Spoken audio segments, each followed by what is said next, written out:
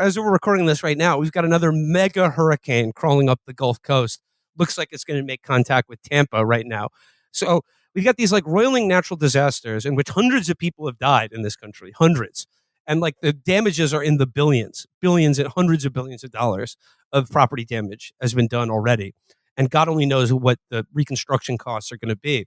But like the issue of not is that it's easy to not see, think, or care about Israel or Palestine when it's all an abstraction.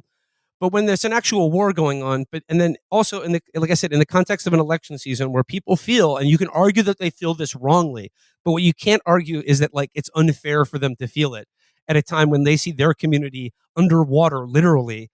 And then like a news headline about how Congress like, did you see the Lindsey Graham clip where he was talking about, where he was like, we need to keep supporting our friends in Israel.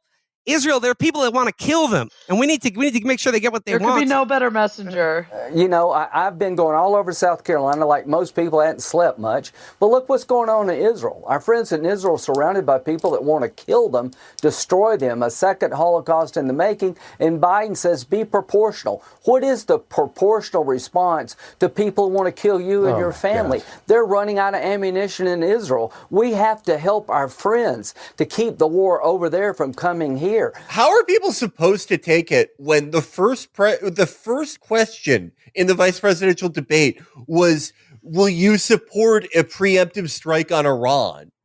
What are people supposed to fucking think? Even if it isn't like, it's different funding sources or fucking whatever. Doesn't matter. Yeah, the fact is, the priorities are clear. A significantly more amount of time and energy is being put towards fucking Israel by the White House than North Carolina. That like they worked overtime on it's the only thing Congress ever stays in session for anymore is to send more money to fucking Israel. And then it's just a rubber stamp. Yeah.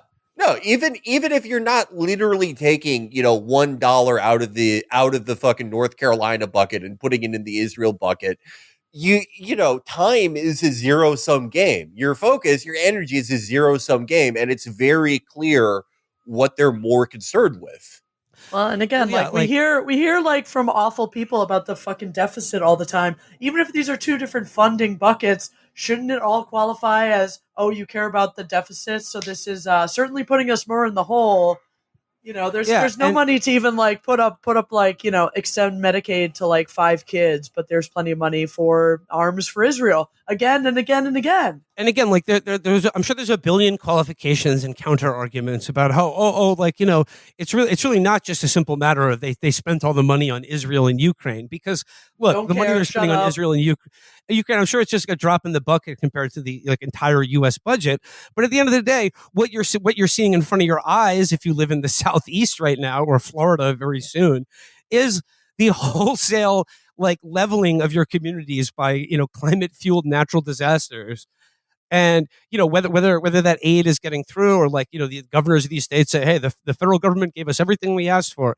At the end of the day, there's still the headlines. Mayorkas warns FEMA doesn't have enough funding to last through hurricane season.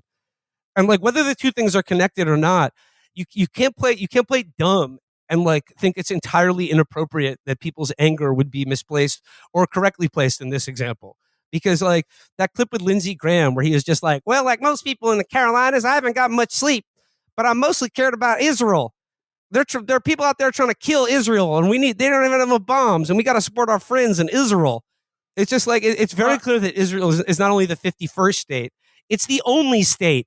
Yeah, it certainly telegraphs priorities to people who are without electricity or, who know people who've died. So, I really don't care about any Pod John's explanation that you could provide about how, these are different streams and, one is able to be cut basically and the other is not. But, it just telegraphs something very important about who we as America view as, basically the most important non-voting Americans.